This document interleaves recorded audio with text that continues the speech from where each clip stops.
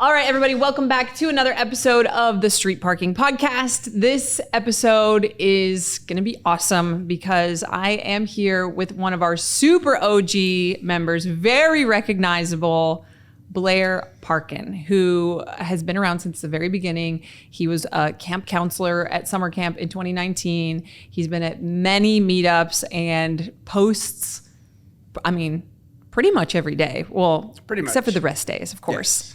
And has been very supportive of the community from the very beginning. And he's here with us. He did, I don't know when this episode will come out, if it'll be before or after, but he came here to do the team version of Deshret, so of round 2 of the vault, and got to be Julian's teammate. We filmed that yesterday. And the people kind of know what the workout is, but they won't know what the team workout is if this comes out before. So we won't say what it was. Right. We got to be Julian's teammate, and Christine and I were together, and that's why you're here, but also just to visit, because you guys that have been around since the beginning are basically family to us. So I know the members are going to be excited to hear your episode. He's not Jason Statham, if you guys are watching this, although that would be exciting, not as exciting as Blair. Yeah, wow. And if you need... There'll be captions on YouTube if you can't understand him. Yes, there should definitely be captions. Yeah. Okay, so before I get into, we'll talk about how you found street parking and started, and all of your tips and advice for people, because obviously you're very consistent. You have. Do you remember, we were talking about it yesterday? What's the number of logged days that you have? So logged days, I am 2,641. Okay, and workouts. You don't often do accessories, not as often as Christine was doing. Not as regular as other people. So I'm 2,700 approximately. Okay. Workouts total. Okay. Yeah, but usually it's just one a day. Do you remember when you actually joined? Was it before? Was it December? Was it January, February? When did you? It was December. It's actually you joined before Christine. Exactly. Because she waited till January 1st. She waited to see what the workout was, whereas I was all in. I was like, it doesn't matter what the workout is. This is going to be cool. Let's sign up. And it was funny because I was like, I don't really know what this is meant to be. It was okay. I don't know. We knew what it was meant to be. We still don't know what it's meant to be. I think I signed up for, we did 3 months in the beginning. Okay. It was like sign up for 3 months. I was like, I'm just going to do this. Yeah. And it might be dead in 3 months, and that's fine. So I signed up, and then we had to wait, I think, 4 or 5 days because it was January 1st was the official. Yeah, well, I think the first workout was January 2nd or 3rd. So it was a weekend. Okay. So we had to wait for Monday. So I was like, okay, we signed up, and I'm like, all right, now what? We didn't know what the workout was. Such a build up. So yeah, and then it was just the first workout was incredible. It really was. It was. I remember having to scale it, because I was like, I haven't done a lot of these movements for so long. Were you already working out at your house? And what were you doing before? How were you finding workouts? So for most time, I would either try and create my own. So I was either working out at home, or quite often I would work out during lunchtime at my office. I'd go to a local park, that's right. And I would do workouts there all the time. And I would often follow famous CrossFit athletes. I was following Jason and who else? I don't know. Jason Kleeper was the main person I was following. And at that point in time, he was actually posting, he would do AMRAP workouts. The AMRAP mentality stuff, yeah. And he was doing EMOM ones as well. Lot. And so he would post that stuff a lot. I was following that, and that was then actually how I found street parking, because he had posted EMOM of the day, I think. Yeah. And so he posted something that you'd put together, and he was like, hey, check out Miranda. She's going to be doing this other thing. She's launching soon. So, and that was kind of how I came across your stuff before street parking had started. Cool. So thanks, Jason. Yeah, exactly. Yeah. And then I remember, and the funny thing was when he went to that, I think, AMRAP mentality, he was starting to charge people for the content. I was like, I'm not paying someone to get their workouts. And then a month later, I'm like, here I am paying for street parking. So, yeah. That's okay. So you were already kind of accustomed to working out at home or working out in parks and things like that, which I know that's one of the huge shifts for people that people struggle with. If they're used to, whether it's a CrossFit gym or a regular gym or whatever, working out at home and like finding the like motivation in their home to do Exactly. that. Have you always done that, or when did you make that transition? So I'd been at a box in New Zealand, and then when we moved to the States, I joined a local box in Las Vegas, and I ended up coaching there for a while, but scheduling just didn't seem to work out. Like, the coaching hours sort of came back. I was having to travel a lot further to get to work. I had young ones in the house, and it was hard to get to a class at 6 a.m. Yeah, your kids at the time, this was like 6 years ago. Yeah, so the youngest had only just been born. Right, because your youngest and Knox are around the same age. Yes. Yes. Yeah, and so I was like, okay, well, making it to a box was getting hard. I think we actually moved further away from the box. I was like, it's just not going to work. So I started trying to do my own things, and I was cherry picking like crazy. Like, I don't like doing thrusters. I don't like doing this. I don't like doing that. So I was never programmed them, and I knew that I needed to be more varied in what I was doing. And so that was, it was great when sort of street parking came along. I was like, oh, this is perfect. This is what I need. Someone just to do it for me. Give me a workout every day and I can do it. I recorded Christine's podcast yesterday, and I don't know which one will come out first, but she was talking about how she just committed to doing the daily workout no matter what it was. And she complains about it a lot. Like, still to this day, she'll DM me. You complain about it less, but you definitely have movements that I know that you don't love. Yes. Do you have that same mentality as her where you'll do it no matter what it is? Or do you, if it's something you really don't like, will you skip it and do something else? It fluctuates. There are times where like I hate toaster bar. It's just, it's the most, I don't think I've posted about Your this. legs you have big legs. Well, it's just not a functional thing. Like, okay. I'm like, there's not going to be a time where I'm hanging from a bar and I need to lift my legs up over something because I'm being attacked by a dog. I hope that never. This is never going to happen. But so I will often sub that out, and do V-ups. But you'll do the workout. You just won't do that movement. Yeah. So very rarely will I actually skip the workouts. Okay. There's times that I've questions. There was a wall ball period where there was too many wall balls. Yes. That we talked about. I don't know. That was like 6 months a year ago or something like that. Too many wall. But also working out like super early in the morning, it was too dark to do wall balls outside because I did them against the tree, and my ceiling is too low to do them inside, or it wakes up the kids. I think I was like, Blair, do the single dumbbell thruster. I know, and it's like I hate thrusters, so I'm like, just don't program wall balls. Like, we don't have to have them all the time. Yeah. Okay. Cool. So, you joined, and I mean, right away, did you find yourself like falling into a groove with it? Was there any sort of like growing pains with it when you were used to kind of picking what you felt like doing each day? Not really. I think that's, literally after the first workout, I was in love with it. I was like, this is just fantastic. It was what I needed. It was challenging enough. And just, again, it was being able to be told what to do and having it being varied. I was like, this is great. That's exactly what I wanted. That first workout, if you guys have never seen it, we've done it a lot of times. It's been programmed many times. We used to program it every year on New Year's. We don't always program it. Usually we'll do it that week at some point. And then it became a vault workout as well. I think it was the very first vault workout of the very first vault, Uno. But the workout is 10 down to 1 of power clean, push press or push jerk, back squat, and then bar facing burpee. And you could do it obviously with dumbbells or sandbag or barbell. I don't think we had sandbag stuff back then. It was just dumbbells or barbell. Yeah. Yeah.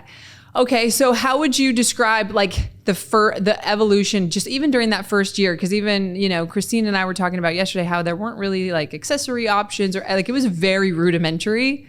It was very much like there weren't videos. We would put the demos on Instagram, but there weren't videos like because we were on Wodify. Yeah. You couldn't see the video with the program there on Wodify. There wasn't even like super extensive coaches notes. No, I don't even know if there's any coaches notes. I think there was any kind of like it's like, here's the workout, just go do it. We would film some alternate movements in the demos, but it wasn't like as organized and typed out and stuff like that, for sure. And we would film the demos like the day before and we would just put it up like that night. Yeah. We were so random with it. We had no schedule. We were like entering workouts in the middle of the night and stuff like that. So yeah, how would you explain like to somebody who's joining today, like what the evolution was even that first year or two that you saw when we started taking it seriously? Yeah, well, I mean, it literally started off like that, right? It was like the workout was posted. There was not much information about it. We didn't even have the like the coach's little live, I don't think, that the tips each night and stuff. They came a little bit afterwards as well. Oh my gosh, we got to tell people about those because many people don't know about. No,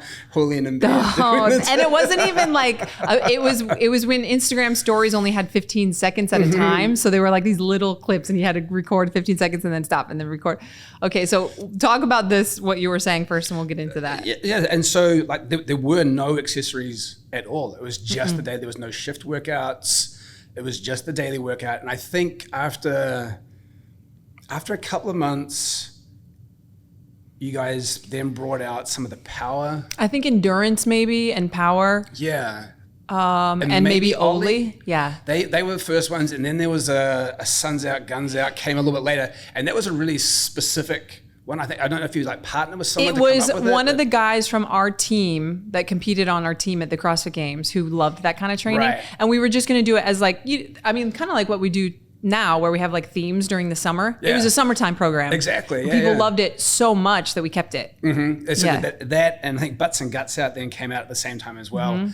So I would pick some of those to do. But you guys had also suggested at some point it was to do like 5-3-1 programming. So I would do that, but I wouldn't do anything else. So that I'd do Monday, Wednesday, Friday of the daily, and maybe Tuesday, Thursday I would do 5-3-1 and not being able to log it. Obviously, back in that point in time. How dare you, I know, I was like, I'm only doing 3 days a week, 4 days a week. What does this look like? Yeah. So and then slowly other programs started to come on, and then Shift was after about, I don't know, maybe a year, 18 months. So the way the Shift came about was we were already like kind of partnered with Assault Bike, and we went to their offices to run a workout for their staff. And we were just going to do, one of the daily workouts, I think like a Saturday team workout or something. And I think we were just reminded how many people still need something even more simple than even the daily workouts that we were putting out, because many of their staff shouldn't have been holding 2 dumbbells for the thrusters, and they should just be doing air squats or goblet squats or whatever. And so it was a good eye opener for us. And we were like, we need to provide something for people like that. So it started just as 3 days a week, and then people wanted it more and more. So speaking of Shift though, I think something cool to talk about. So Shift, if you are unfamiliar with our programming, is the more simple version of the daily workout. We don't like to say it's the easier version. No, and it's not. It's not the beginner version necessarily. It could be for a multitude of reasons that you're using Shift. It could be because you're pregnant, postpartum, you are just mentally need something a little bit more simple, you're on vacation. There's tons of reasons that you might use it. But you are somebody who I think it surprises people to know that you use Shift. I mean, I wouldn't say regularly, but you'll use it. It's common for you. There might be days when, I've had bad sleep, with the kids, or I'm just feeling old in the morning and it's cold and I don't want to, maybe I look at the daily and I know it's going to be challenging and I'm just like, I'm not in the mindset for that. Yes. Or, maybe the body's has been beat up from other workouts. So I just need something. I still want to move, I think is the key there. Like I still want to do something, but often, the shift is 10 to 12 minutes. It's usually the time, not always, but the time is set a lot of times for shift. So it's a lot easier to go, okay, I can just get this done. I know it's going to be done quickly, and then I can get back on. And often it's then going and getting the kids up and getting their breakfast and getting on with the day. So you'll do it sometimes. I know you take like a sandbag with you when you travel, at least if you're driving. Yep. That's really cool. Usually a sandbag, sometimes dumbbells, depending on how much space is available in the car. But often the sandbag is, it's perfect to take anywhere. How would you say your consistency, because obviously with the number of workouts that you've logged, you're very consistent. How would you say your consistency was before you started street parking? Like, were you as consistent training wise? I was probably, I'm trying to think now, before I moved to America, I would do, probably 5. When did you get it? What year was it? That's a great, 20, what are we now? So 2013. Okay, so you've been here 10 years. Yeah. I actually just got my green Happy card birthday. Again. Thanks. Yeah, I just redid my green card to stay another 10 years. So before that, I was fairly consistent. When I moved here, I was still trying to be consistent. Things started to sort of come up and it was getting a lot harder to be. Or again, I think it was more of that shift of I don't have to do an insane workout each day to be consistent. Some days it could just be doing push-ups and sit-ups and lunges, and that's okay to sort of keep me going. But then that's when the structure started to sort of fall apart by doing that, by not having a really good program that I was following, just picking and choosing what I was doing. I started to notice that, doing these little workouts were good, but they weren't enough to get me. I was starting to notice gains, in weight and things like that. So I was like, I needed to be a bit more structured in what I was doing. Okay. How would you describe so that's the first year. It was like we started to add in some more things and be more professional with our coaches' notes and stuff like that. And then we did start doing the nightly tips, which sometimes I think it was me that started it. And then it turned into once Knox was born, I was like with him. Yes. And so Julian would do the tips at night, but oftentimes, like, honestly, it was from our bed. Mm-hmm. Or like if we whispering them, he's like, because Knox slept in the room with us. And he would be like, hey, here's some tips for the workout. And it's no different than like the advice that we give in the professional demos now. Yeah. And I don't know why we didn't just put them in the demos back then. But he would give the tips for the next day's workout. And often the reason it was always at night and in bed is because we would forget until it was like, when you have a new baby, you're like running around and you don't think about it until you're like, oh shoot, we didn't do the tips for tomorrow. That's how it went every single night. And the funny thing was though, because Julian would do them live as well, so you could actually jump on there and he would, be like, at the end of it, like, is anyone got any questions or anything? And you'd be able to like interact with them and stuff. It was cool.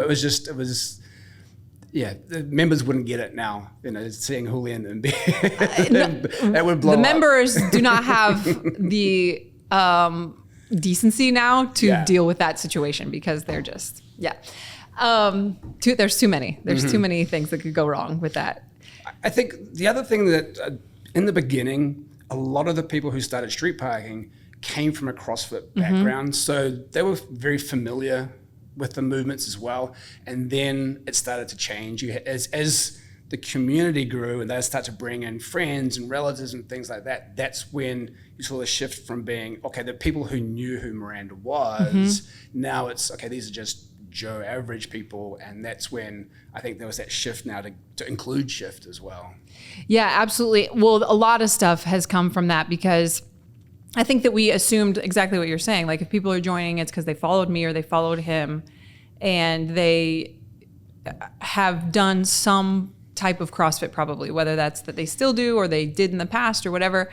I've said this on so many different occasions, but when we created the program, we didn't have like new parents in mind or anything. It was just people who are busy or travel a lot, which is what we were. And so we were creating it for people like us who like to train. They want good programming, but they either can't afford a gym, like a CrossFit gym membership, or they just don't have time to go. Not because of the kids was not our thought, but because they're so busy or they travel. Yeah. And so, I think that we didn't feel a lot of need to give as much as far as coaching goes, because these people already know how to do these movements. They kind of already, they know what they're doing.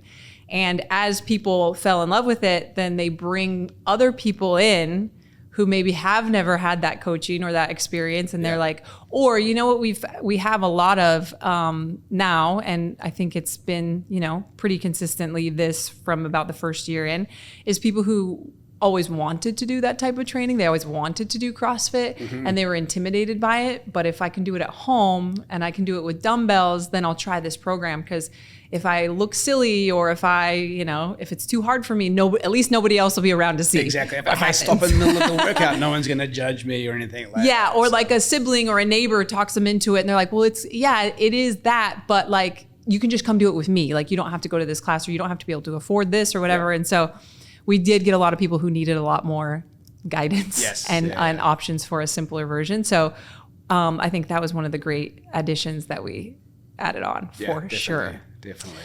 How would you, so you were at the meetup of all meetups, the 2019 summer camp, and you were a camp counselor.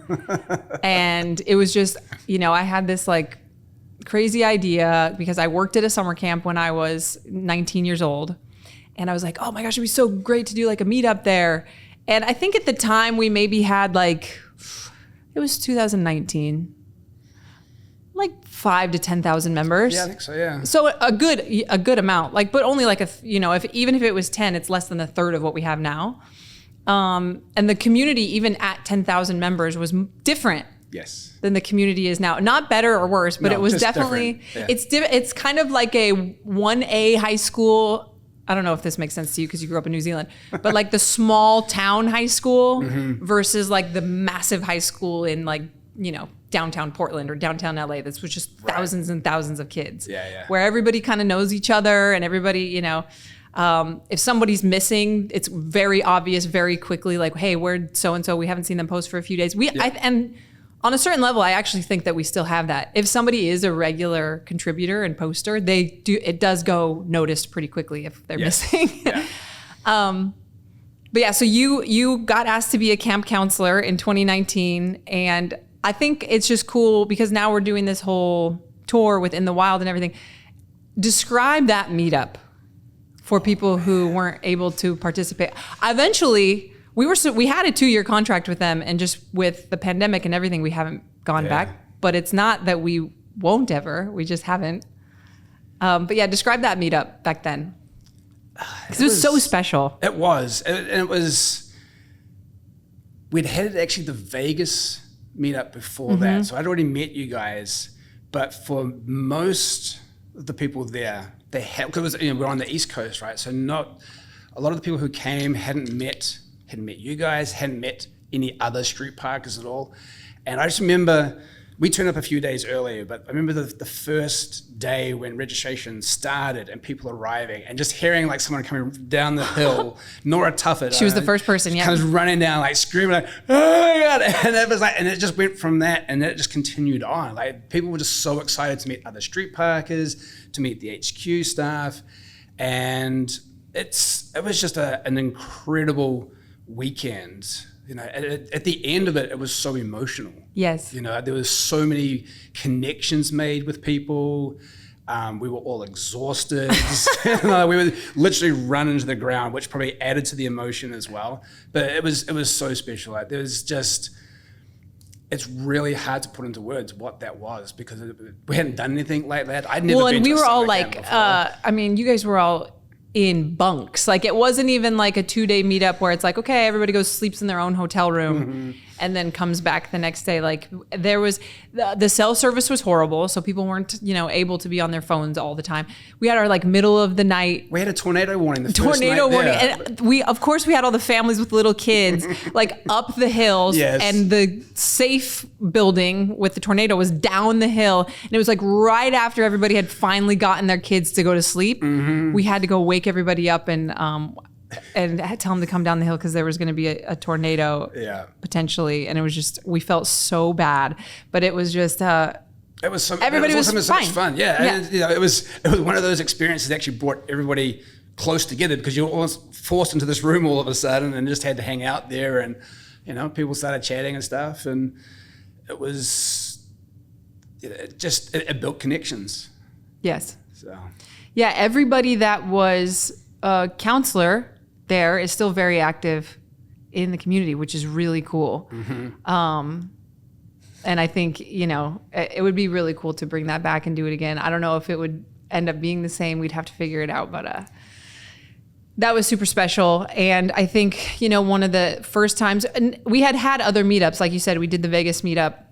We had some other small things that we had done, but that was the one where we realized how powerful it can be for people to meet other street parking members in person. And what we have found, and the reason why we keep doing events like that, even though they are like very expensive and time consuming for our staff and everything, is once somebody meets one other, even if it's one other person, and it doesn't have to be one of our meetups, it can be at a local meetup, they just, their motivation is just different. They just feel so much less alone. Even with all the things that we try to do to connect people on social media, it's not quite the same as one of those being experiences. There and just meeting other people. And we were the family team, and seeing the kids all hit it off and being a part of it all. And that was just I brought my family with me, and my wife was super skeptical about going. She's like, "What are you bringing us to? Yeah, like what is this?" And she had a blast. She loved it, and meeting all the people there, and just seeing just other normal people and hanging out with normal people who all have the same struggles and things like that, and just being able to talk about it, but still see that people prioritize their fitness and include that as something they do every day. Yeah, that's what I wanted to ask you too during this episode is one of the things that we're really proud of in the street parking community. I mean, it's like over 35,000 people now. Is that we have such a huge level of diversity, and what I mean by that is like where people live, age, fitness level, beliefs around, you name it, religion, politics, like it's very, very diverse.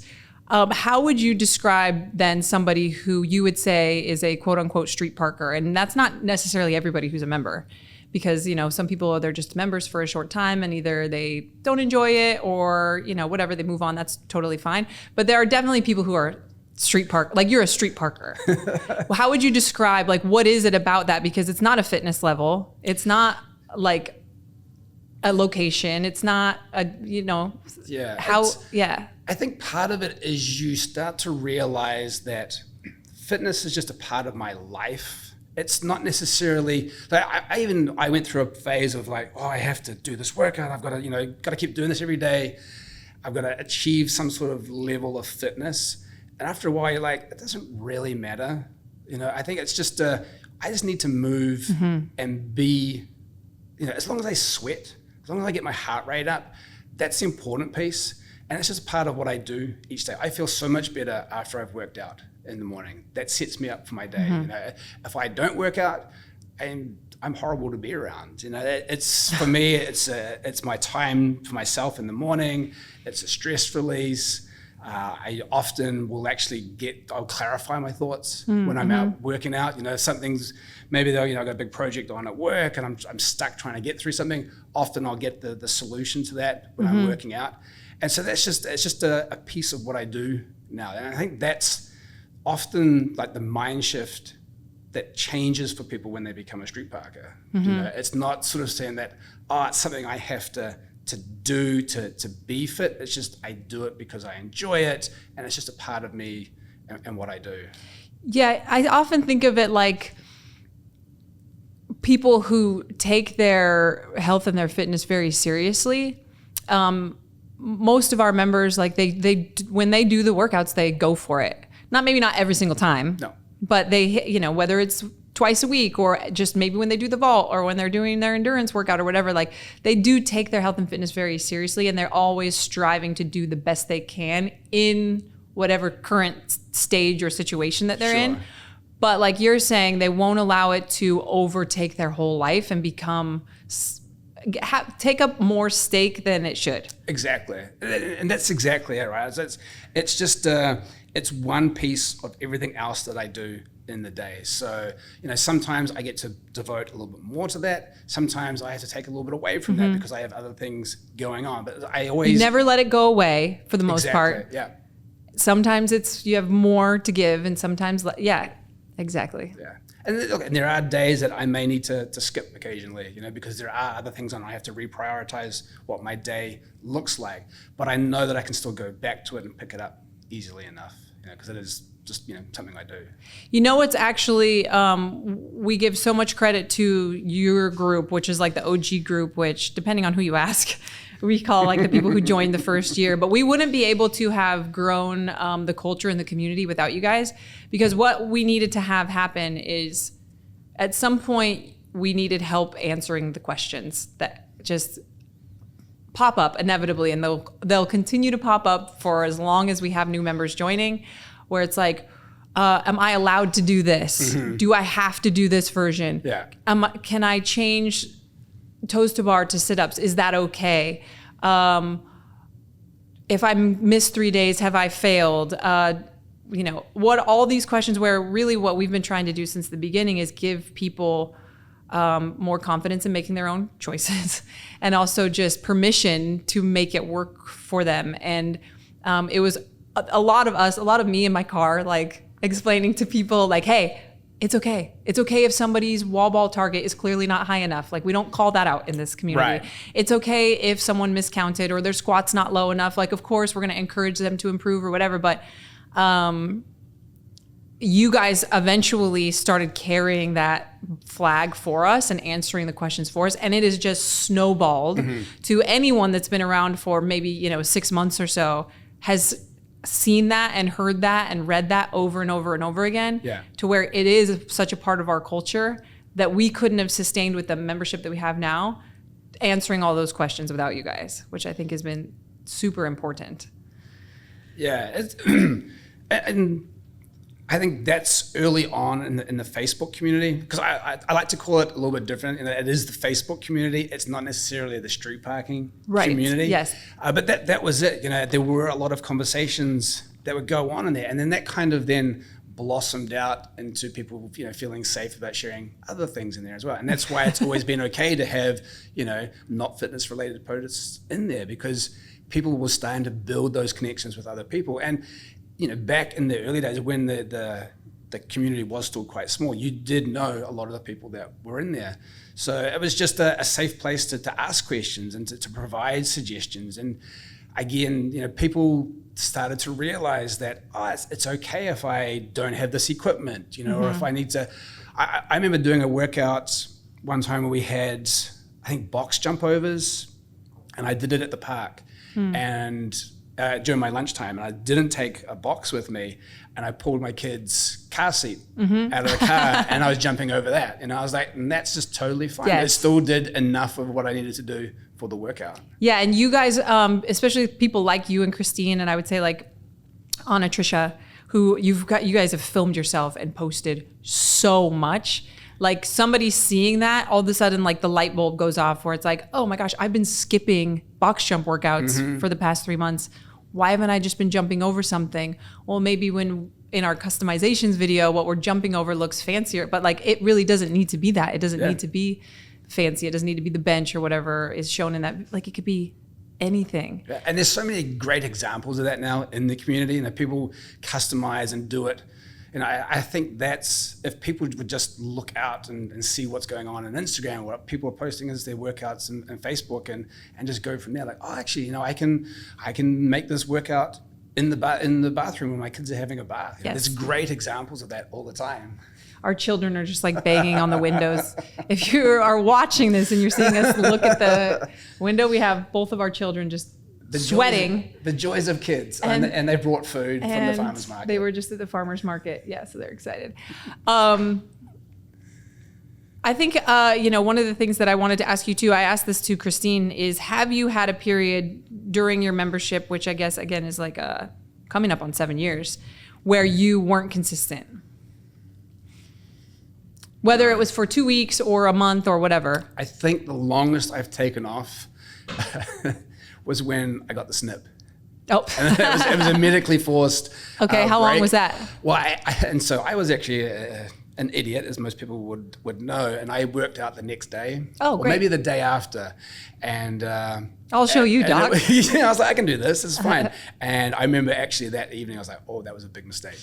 So I then took off a little bit more time after that. But no, other than that, I've always, tried to do a workout, a day if possible. There was a period of time I remember, because, Julian and I consider many of you guys from that group friends, and we talk about, stuff other than just street parking. But I remember when the pandemic was happening and you were home and your kids were home, that was hard for you. That was a different change of schedule. Yeah, and it was, especially when they were doing schooling from home, yes. Having to be around that and just navigating that whole piece. One of the things I actually did to try and sort of stop the kids from going stir crazy, I'd have them, we would do workouts as part of their like PE, because they didn't have anything from the school, so we would do that. But how did you, when you were doing that, because I feel like a lot of parents struggle with feeling like, well, they're going to mess up my workout, or like I'm not going to be able to, it's going to take me way longer, or they're going to interrupt me or whatever. Did you struggle with that? Did that bother you? Big time. How did you get around that mentally? Yeah, I remember, I look back at it now and I'm like, why would I even get that angry at my kids? You know, they would, if they, other than, you know, the safety aspect when they would maybe walk under a barbell or things like that, but I'd be like, I'm working out, don't get about it, get back inside, you know. And now I'm just like, it really doesn't matter. And it's so much better now if they actually ask to come and work out.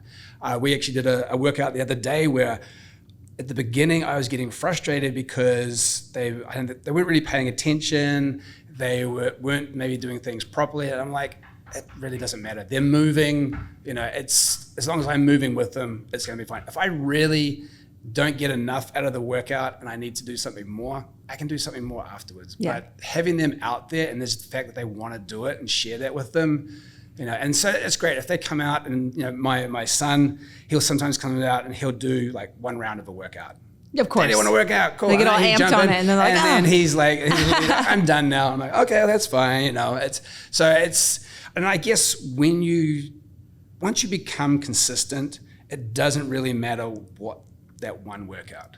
No. You know, for whatever reason, it could be that the FedEx guy's dropping something off and he wants you to sign for it or whatever it might be. Like, that is not going to stop me from becoming fit, and it's not going to make me unfit by having to pause and do that. It's just if you look at the bigger picture, it really doesn't matter. One of the or two tips that I like think about with parents that and we're very lucky. We work out around our kids. You know, crew is there almost every day, but we usually will take turns and one of us is holding him, so he's not just like crawling around very often. But then maybe, you know, one or two other times a week, for sure, you know, on the weekends, our kids are in there when we're trying to work out. But a couple of the tips that I give people if they really struggle with that, like, and it's not a tip to like keep them busy or anything, it's more of like a mindset shift, is number one, if you're getting irritated at your kids while you're working out, remember why you're working out. And most of us are working out to be better parents. Yes. Except in that one or set a good example for our kids. Exactly. You know what I mean? Or have longer lives to be with our kids. So it's like, okay, why am I even doing this in the first place? It's for them. So why am I getting mad at them? The other tip that I have is, what was I going to say? I can't even remember what the other tip is. Oh, a mental challenge. Like, think of it, because oftentimes we think of the physical benefits of fitness, but like, can you stay focused while your kid is like running around or while people are interrupting you? Can you come out of your intensity to tie a shoe for a second and then get back into it? Because if you're only able to be mentally tough or whatever in your bubble when you have your music and there's no one bothering you and everything, I use it as a challenge to be like, okay, can I push when I'm listening to Cocomelon during my workout instead of my regular thing? Also, can I navigate around obstacles that might, you know, suddenly come up? You know, how do I deal with something? Like, do I let it frustrate me, or do I just roll with it and come up with a solution? You know, like that's the other way of dealing with parenting, is it's never perfect. Yeah. You know, and you're never going to have necessarily the perfect scenario of working out. So, you know, if a kid comes out and they need something, how do I navigate that? How do I deal with that when I am maybe flustered from the workout? You know, I'm hot and sweaty and, you know, I just want to get done. How do I deal with that situation? Yeah, I can't tell you how many times I've like been doing a farmer carry, and one, you know, whatever the youngest baby is, I have a picture of me carrying Banner. He wanted to be carried, so I put down one dumbbell and I carried him in one arm and did the farmer carry. That's not easier. No. You know, so I could carry him and he wanted to be held, or you put the kid on the sled and push away, or, you know, you're running your 200 or 400 and they chase after you and now you're carrying them. And what we can find ourselves doing is like, oh, this is going to mess up my round time. And it's like, but it's not, it's still really hard. Actually, it's challenging what you're doing. And really that's all you need for it to be. Yeah. And no one's going to see your round time anyway. No one cares. And if your round time is 20 seconds or 40 seconds slower, you're not any less fitter. No. Do you know, like, that's, I think people get so hung up on, I didn't meet this time or I didn't do that. And it's like, it really doesn't matter. Did you ever care about the leaderboard or the whiteboard? So we used to have, for those of you that are newer, before we had the app with Wodify, came a whiteboard that once we hit a certain number of members really wouldn't open anyways. But some people, when we switched over to the app and we didn't have the whiteboard or the leaderboard anymore, there was a group of people who were pretty upset about it and are still, and now they have their own little Facebook groups, and that's fine. I think that's great. Actually, that's a perfect solution to have the people who value that still be able to do it. But did you ever care about it? I think I was lucky enough to be old enough that I wasn't really the fittest one anyway. Aren't you and Christine the same age? I am. I'm just like, wiser, I guess. I think I may have been at the top of the leaderboard once. And I was actually pretty stoked about that. I was like, Nice. wow, this is really cool. Because, Do you remember what the workout was? It was running. There was a really long running and squats one. I was like every 2 minutes. I think That's one of the ones I put don't in as remember like, you being on the leaderboard for that, but I remember you requesting that we did it again. Yes. I was like, this is really good. I loved it. It was like, we should do more like this. Yeah. So, but I was never really, I may have been in the top 20. And I think as the membership grew, there's maybe top 50. But I would look sometimes if I was near like some other guys that I knew. Specific people. More so that just to make sure that, because when you are working out from home, sometimes it can be hard to push yourself. So am I sort of still doing, enough work, making sure that I'm staying where, but you look at the leaderboard and, you could be comparing yourself to a 20-year-old. Or you could be comparing yourself to somebody who accidentally miscounted or, and not on purpose cheating or anything that. I mean, maybe, but there are so many factors with a group our size that go into it. And we all had young kids. So, did I get maybe only 4 hours sleep that night? We have no idea what other people's, factors are going on in their life. So I was just like, it's great it was good to have it and sort of see where you fell sometimes, but it wasn't a motivation. It wasn't a big deal when we did away with it. No. And like I say, it got to the point where it was really hard to load anyway, but I'd had a change in, as I became older, moving out of a box where it was a big deal to ride on the lead. Again, I used to hate in my old box back in New Zealand. I was always in the 5:30 class in the morning, so we'd always be the first ones. We'd ride it. Oh, and you couldn't, and then people later could see all they had to beat. The class would be like, you guys, you cheated or whatever. And I was just like. It's just ridiculous. It's so strange when adults do that stuff. Especially when you actually, it's about fitness. Like I played high-level rugby league, where, we actually competed for a championship. And that was, there was some more at stake here.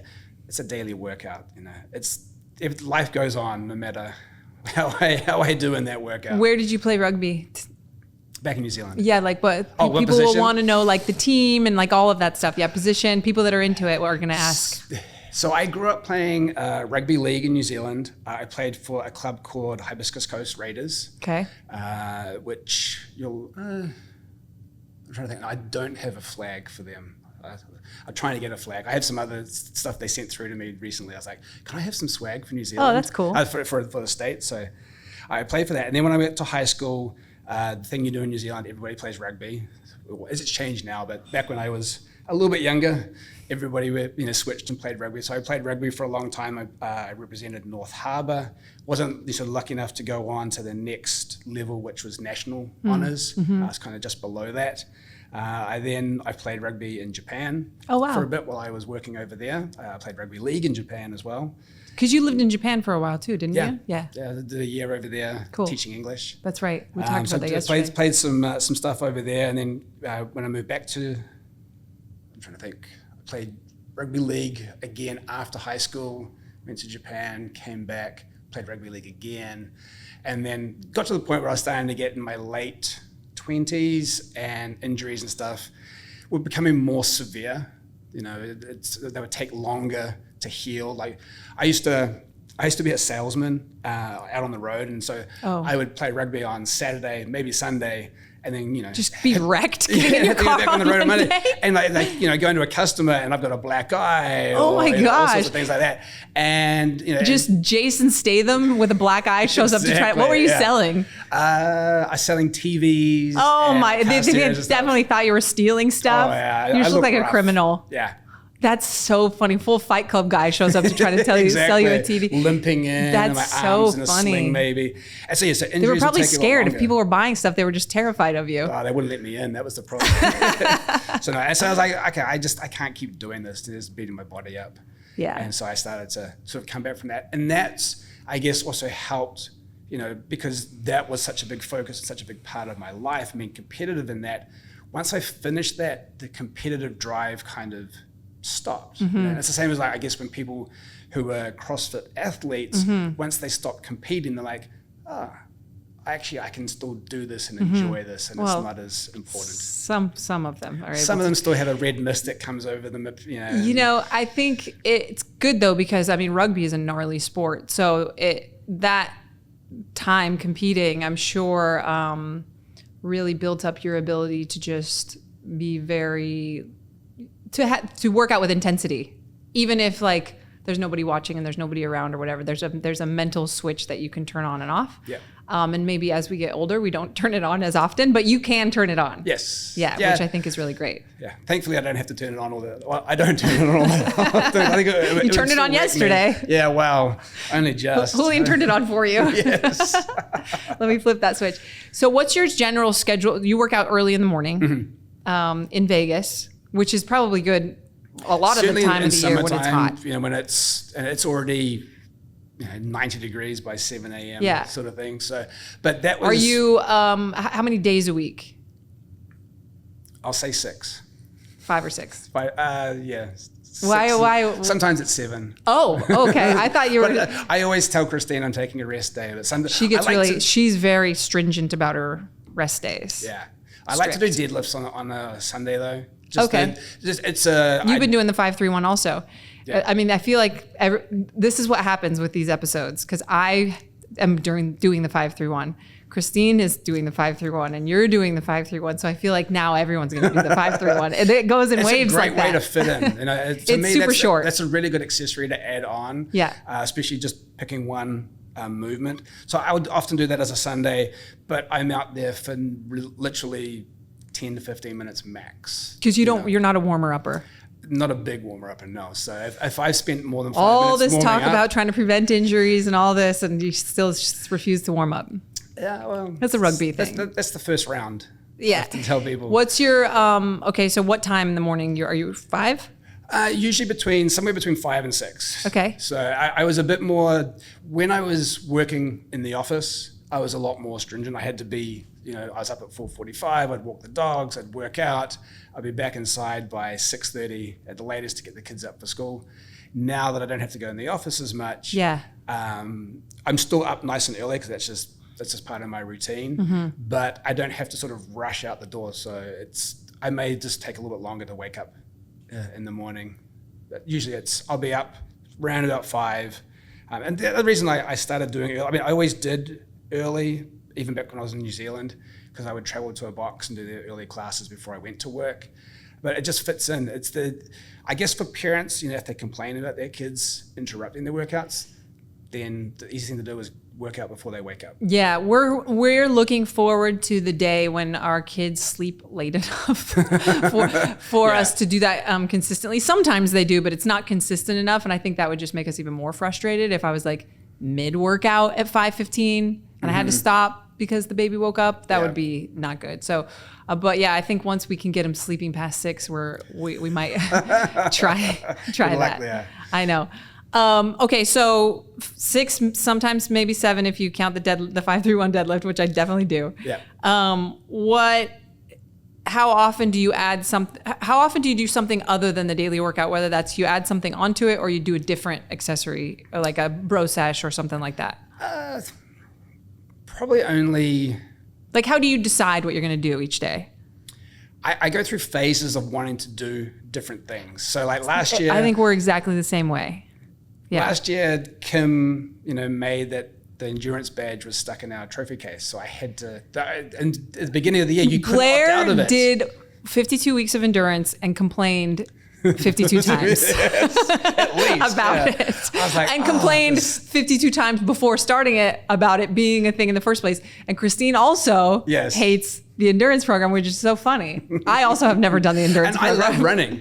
I think it was more, I was just against the whole thought of this. It was the 52-week club or whatever they're very prideful about it. Yeah, because I did endurance before. Some of those workouts. That was even a thing. So I would do those, and then the badge came. So I last year, that was my main focus, was to do that. And then did you have a specific day you would do it on? Generally, it was a Thursday. Okay. And Thursday often would be kind of the slower day. in terms of the programming for the week. Yeah, you'll see that oftentimes on like a Wednesday, Thursday, that it's like a more like an EMOM or something that is intended to lower the intensity a little bit. Yeah, so that was a good day to kind of, and then I remember often it would be quarter Turkish get-ups. You would program them. Oh, so you're like, no way, I'd rather do the endurance workout. I love doing Turkish get-ups. I just don't like doing them in a workout. Yeah. We have to do them for time or something like that. So I would often switch out Thursdays for endurance. Cool. Then this year, a lot more focus with the barbell club. So I was, doing that 2 to 3 times a week, and it was good because I could add it into the daily. But then, like I said, it fluctuates. Sometimes I'm just like, I just don't feel like doing the daily workout. What can I go through? The kettlebell series came out, and that was a great one. Did you do all of that? Not yet, no. Okay. Yeah, I pick and choose ones. No, that's cool. But they were super fun to add in. If I'm wanting, if I have this need to be like feeling swole, then I do a bros. So I'll add. You do some of the sandbag stuff too, or is that just the sandbag version that I see you doing? I feel like you do some of the actual sandbag I do some programs. of the sandbag workouts as well. I would do, and I've actually started doing some of the battle rope ones as well. Oh, nice. I enjoy those. I'd never done battle ropes. Do you have a sled? Or would your neighbors do. just lose their mind? If you I have a sled, but pulling? I was one of those people like, I can't do sleds at 5 a.m. in the morning. Like, why are we programming this? This is do it on the weekend. Even then, I just feel. No, you just got to break the seal, Blair. Yeah, I know. I modified the sled that I had. I put wooden wheels on it. I thought about, can I make this work with a trolley? Because we actually had a wagon. Well, you can get one of those ones. They're probably really expensive and they take up so much space with the rubber wheels. Yeah, no, and I had thought about that, but they're very expensive, which I need approval to get. But also they take up so much space. I have a single car garage. That's my workout space. So I have to be really smart about if I'm going to get a new piece of equipment, where am I going to store it that it's not going to ruin because my focus is always still the daily workout. So if I'm putting another piece of equipment in there, I have to use it enough that I can. That makes sense. You live in a place where you could use it at least year round. I mean, it's hot, but it's not ever icy. So there's that. Yeah. How often do you do an accessory on top of the daily workout? So you're not switching it for something else, but you're adding it on top. And maybe aside from the 5-3-1, because that is very short, but like how often do you add in Suns Out, Guns Out, or something like that to the actual workout? Very rarely, to be honest. And has it been like that the whole time, pretty much? For the most part, yeah. Usually if I was going to do one of the longer accessory ones, I'm switching it for the daily workout, mainly because I just don't spend that much time in the garage. If I'm in there, it's generally 30, maybe 40 minutes max. I may add an extra, like if it's the weekend, then we obviously don't have the same schedule, so I might do a longer session then. But generally, if I'm going to do an accessory workout, it's in place of the actual daily workout. And I think this is cool, and I'm going to bring up this conversation. So recently, we had a conversation about bringing back the accessory suggestions. I'm just opening up a can of worms. I know, like you want to mention that? We had a conversation about it, and I have talked to a group of members that have been around for a long time about it. And there's definitely people who were super for it and people that were not for it. And I just love hearing feedback about that. And I mean, I bring stuff up to you guys all the time about like, hey, what do you think about this? Hey, check this out. Because you guys have been around a long time. And what ideally we're looking for is more people who are like you, because you're a street parker. So like if you're a diehard street parker, or maybe you're not one yet, but you are that type of person, like would this appeal to you? Do you think this would be beneficial? You guys have seen stuff come in and come and go, right? Yeah. And there were many people that, for those of you that don't know, we used to have, there weren't extra programs in Wodify. There were just 7, by the time we, had all of them, there were 7 workouts per week that were endurance, Oli, power, Suns Out, Guns Out, butts and guts, sandbag, and what am I forgetting? Endurance? I don't know if I said it, but anyway, there were 7 of them. And it was just the weekly endurance or the weekly sandbag or the weekly power. And we would suggest which workouts you could pair them with if you wanted to do them. The problem that we ran into a lot is people thought that we were saying you should pair these, or sometimes people would read it as, because we would give multiple options. Like you could do so Suns Out, Guns Out with this or power. And so what we found people doing is they were doing the daily workout and power and Suns Out, Guns Out because that's how they were reading these suggestions, no matter how many different ways we tried to word it. And but we have always had messaging from the beginning of you don't need to do any of that stuff. It's not wrong if you want to. If you have time and you just enjoy it, then go for it. Or if you have a specific thing you're training for and you want to add in the 5K or the marathon program and still keep up with the dailies, that's totally fine. But you should never feel like you have to.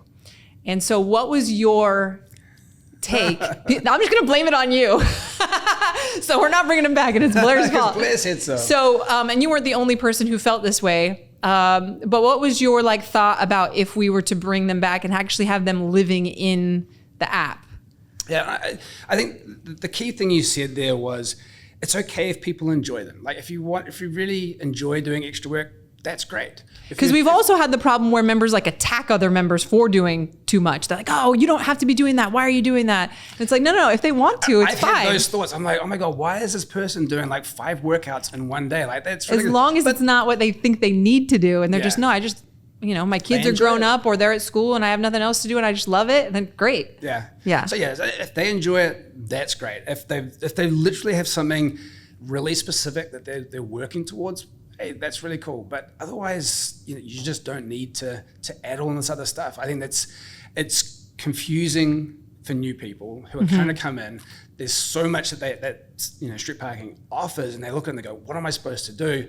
And like you say, people, if they see a big list of, hey, we suggest, you could do this or this or this, they won't see the or. They'll just see it as and. I have to do all this stuff? Yes. Okay. Or people who come from, maybe traditional CrossFit boxes where somebody had to fill in an hour, so they somehow got into this mindset of, oh, you had to do lifting, you then had to do the WOD. That was never what CrossFit No, was. yeah. When I started CrossFit, it was just the workout of the day. I was never a member of a gym even before I owned my own gym, and even back then when we started our gym in 2008, 2009.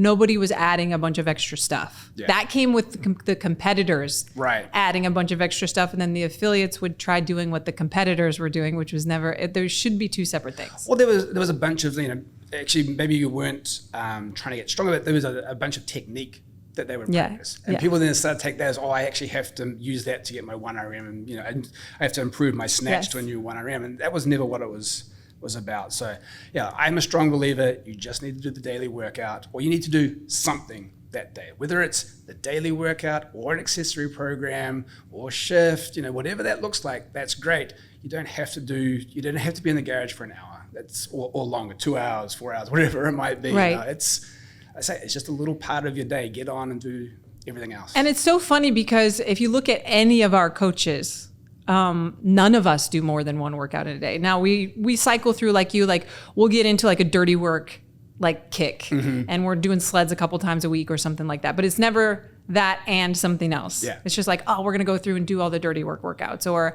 Julian was definitely on some bro sesh stuff, a couple summers ago, and he was just bro seshing all the time. Or right now I'm doing 5-through-1, but even on Saturday, I'll do the 5-through-1 deadlift and press, and I don't do anything else. Right. And that's really not a lot of volume or work. No. It's heavy for the, a couple sets, but it's not that much. And people, they come into street parking being like, well, the coaches are so fit. How do I get like that? And we're telling you how we, what we do. And but then they still feel like they need to be doing more. It's very interesting. It's a very interesting mindset for sure. And I think sometimes people think that they can shortcut their results. But really what our messaging has always been is consistency. And we're trying to educate people. So a couple of the other answers in that, group when I was asking about it that I really liked was, you not suggesting them anymore forced me to learn how to be in control and how to make my own decisions. And what we've always said, because there were a couple people too that said I still don't feel confident in making my own decisions.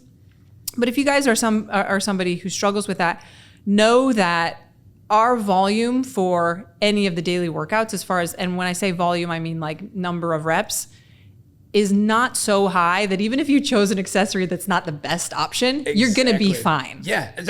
You might not feel as strong as you could have if you would have chosen better, but you're not going to like overdo it or anything like that. Yeah. And there are some tools within each extra program to guide you, that if you actually watch the video and read the notes, it'll say, hey, maybe don't do the pull-up EMOM on the same day as the workout that has the pull-ups. Yeah. And really that's as much information as you need to know. But it's all about hopefully educating people so that they feel like they can make those decisions on their own too. Yeah. You said at the beginning of Fitness Freedom, like, you can't get this wrong. Right. Like, it doesn't matter what you put together. Like, you're not, like you said, the volume isn't that bad. You're not gonna, if you choose to do, heavy squats or, heavy 20 rep squats, and then you go into a squat workout for the day, so be it. And you might learn that day that was a bad idea, and then you just don't do it again. Yeah. And the way you learn isn't by, something catastrophic. It's just like, oh, I did this workout with a bunch of air squats in it, and then I tried to do my 20 rep squat afterwards, and it felt way harder. Maybe I won't do that anymore. Yeah. And if you hadn't learned that the hard way, then maybe, you're just following blindly, which is never what we want for anything. Right. You've lost a day. Even like people who are like, well, where do I start like the 20 rep squat program? Just pick a weight. Just the empty bar. It doesn't really matter. Yeah. Like you say, some people are so worried about trying to get to do it proper, like the way that perfectly or like right. And it's like, there's when no you such actually thing. look at the big picture that you're going to be doing this for the rest of your life. Yeah. If it takes you 6 weeks to max out or it takes you 12 weeks to max out, it's not a big deal. I've talked about that a lot with the rowing program, because the rowing program is supposed to be 3 times a week. Mm-hmm. And I started it and I was doing 3 times a week for maybe the first 2 weeks only. And then I would get FOMO for the daily workouts, and I wasn't going to double them up because that would have been a lot for me and too much time. So then sometimes it was twice a week, a few times here and there it was 3. Sometimes it was only once. There was definitely a week or 2 where I missed it completely. And was it exactly the way that it's written? Could I have improved my, rowing performance even a little bit more if I would have stuck to it exactly? Sure. But I still became a better rower and finished the program. Yeah. And so that's like our messaging is unless you're training for something and tapering for something and doing something specific, then you're not going to mess it up. No, exactly. A couple of other things that I wanted to ask you about, things that are new, that are going on right now, is you have a ride or die partner that's a Zoom partner, which I think is really cool. So for those of you listening, if you don't know what that is, we have our squad summer, which is like the focus this summer is on team workouts. And so we put out some new programs and things like that, 2 or 3 person teams. And then we added a level on top of that where we have this ride or die challenge where if you commit to doing 12 of the team workouts with one person for all 12, you get to enter this like giveaway and all of this. And you have a partner, which is a Zoom partner, who is it? Paloma. And Paloma's also been around a long time. I don't know when she joined, but she has been around at least almost the whole time, if not the whole time. And she's another person that I talk to a lot on the side. But I thought the partnership was random because I've never necessarily seen you guys talk to each other. How did that come to be? So a long time ago, I think she posted about one of the street parking hats that came out. And she like missed it or something. Yeah, and she'd missed it, and it was after one of the trucker caps. I think they were sold out at the time. Oh no, it was the flat. What is it? The one you're wearing right now? No, no, like old. Okay. At the very beginning of apparel, there was the mesh foam trucker. Yes. And there was a snapback with the flat peak. Okay. So I had both of those. I didn't wear them because they look ridiculous on me, but I had them. And I remember she had posted and they were sold out. And I guess she was asking if anyone had one for sale or something like that. And I was like, hey, I've got one. I don't wear it. And send me your address. And she sent me an address, and then she's like, let me know how much for postage or whatever. And I just sent it to her. I was like, don't worry about it. And it was from that, like, we just sort of became friends. Oh, that's cool. I mean, we don't chat like hugely, but occasionally, we're at similar phases in our life. She has a lot of children living at her house, like her children and her grandchildren. Like it's a lot. Yeah, and so we were just often, she might reach out if she's, just needing a bit of a push on something. They're like, Yeah. hey, look, give me some motivation. Or, Yeah. it's, That's the same conversations that I have with her too. yeah, so it was just like that. And then, but the way we became ride or die was, again, she posted in the Facebook group that she needed a partner. And I was like, hey, I'm looking for someone as well. And so, Cool. Yeah, it was perfect. It was just good timing. We have a good number of people that are doing the Zoom thing. What tips do you have, whether it's doing team workouts, which brings a whole different element because some of the stuff is supposed to be like synchronized, or you need to be able to see and hear your partner well enough to know what's going on. But aside from even that, what are your tips for doing, like, because we have members who will just Zoom workout together, not a team workout. Yep. So how do I make that work as a team? Yeah, whether it's a team workout or not, just, I mean, how is that? Because I've done it obviously a few times with members, or when during the pandemic when we weren't coming into the office, we were doing some Zoom workouts with our staff and stuff like that. It's interesting because for the most part, and if I look back at all of the street parking workouts I've done, I usually do them by myself, and there is a part of me that prefers to. I'm on my own schedule. Yeah. Well, it's like early. You don't want to talk to anyone. Exactly. Well, maybe I can't talk to anyone because I used to have a friend that would come over and work out, and we would whisper in the garage so we didn't wake the kids up. It's things like that. Or I'd be like, "Don't drop the barbell," But the team ones are good because it pushes you, and it's nice to have a connection with someone. Actually sit down and to endure something together, and then talk about it afterwards, and see how it all goes, how it all worked out. But for us, we just try as best we can to see each other, on screen. So there's a whole lot of maneuvering before the workout. Am I going to fit there? Yeah, okay, and stuff. But again, you can't get it wrong.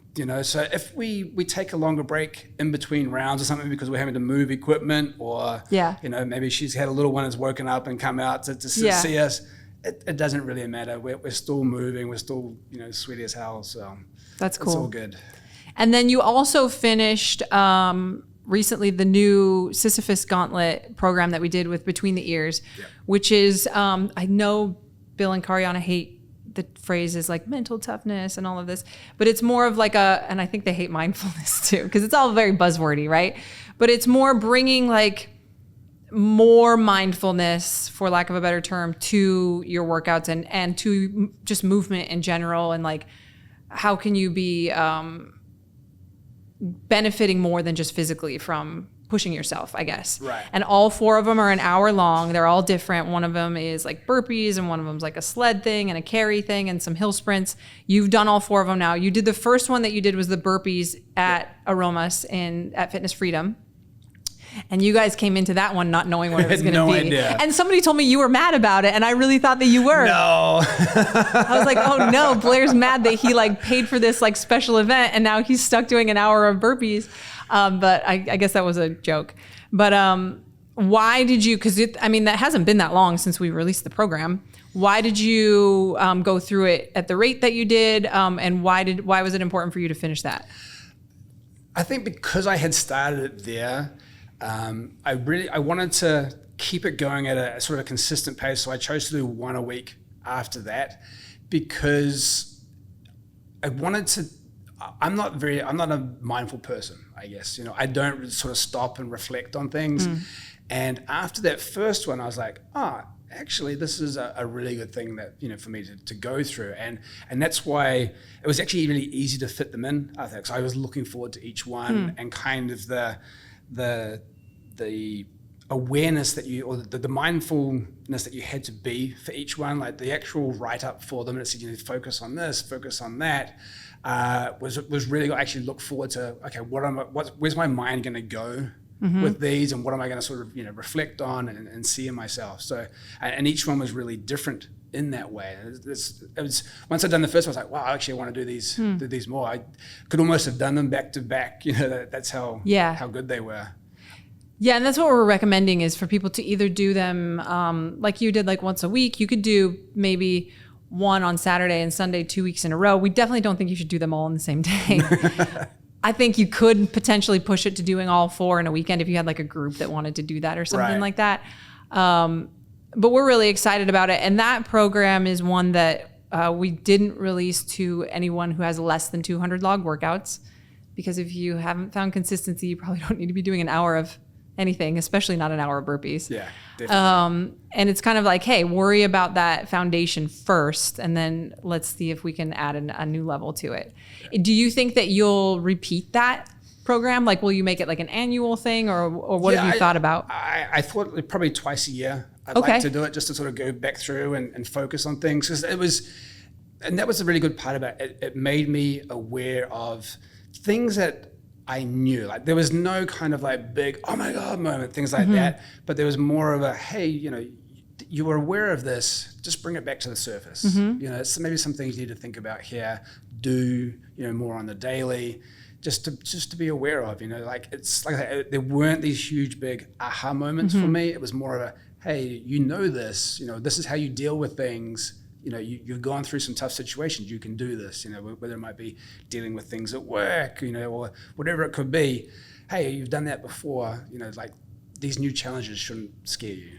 I think what's really cool about that program is for somebody like you who has been consistent for so long and is relatively comfortable in the intensity of the daily workouts, because not that they're ever become comfortable, but it's something that you've been exposed to so many times that it's a discomfort that's almost comfortable, if that makes sense. Julian and I talk about that all the time. Like, that level of intensity is just normal for us. It's still terrible while you're in it. But it's why I did the 30 days of the cold plunge, because that was a discomfort that was not comfortable for me. Like, I dreaded it every single time. And when you're new, that's those first 200 workouts, you got to overcome not wanting to work out first. Yes. But then something like that is intended to pull you out of, I know exactly how to, strategize this workout to get a good time and to get a good score, but not actually ever be as uncomfortable as I could be. I think the team workouts are really great for that too, because you end up pushing harder if somebody's waiting for you or taking some of their reps because you see that they're really struggling or whatever. So that was another intention for those, was to pull people out of that. I think that happens at meetups as well. People, whether it's socially they're uncomfortable because they're not very, they're kind of shy or whatever, or they end up allowing people to watch them work out, or they go harder, or they're encouraged to, do something that they wouldn't do at home. Yeah. So looking for opportunities, I think, is really important. Definitely. I think one of the big things with the Sisyphus Gauntlet, first I thought it had to be like a really, really hard physical challenge. And that worked for some of them. But other ones, it was really just about being present. Like, you didn't have to push yourself to the absolute physical limit. You needed to focus and be aware of certain things while you were doing it. Yeah. Like the hill sprint one was great. That to me wasn't a hard hour, but it was a great, reflective piece each time, having to turn around and run back up the hill and then come down and saying something that I was proud of, which after like the second hill, I'm like, that's how all of us were too. I'm like, what am I, but so then I really had to focus and dig deep and here's another good thing. Actually, I was, like I said, it wasn't a hard hour, but that was one of the ones I actually got the most out of. I was like, wow, this was really cool. Yeah. Cool. Well, if you guys haven't checked those out, if you're over 200 workouts and you haven't started it yet, check them out, because I think they're really valuable. And you have earned there's a shirt that you can purchase if you complete the badge, and there's a badge, of course. So we're going to make sure that you get your shirt while you're here and everything. And I mean, we could keep talking for so long. Yes. And we'll do it again, I'm sure, at another time. But thank you so much for being here. I'm super excited for people to see our workout if this comes out before that. If not, you guys have already seen it. And super pumped for Vault Round 2 and for some of the plans that we have coming up that will be fun. And hopefully some more meetups and stuff where you guys get a chance to meet Blair. So thank you. Thank you.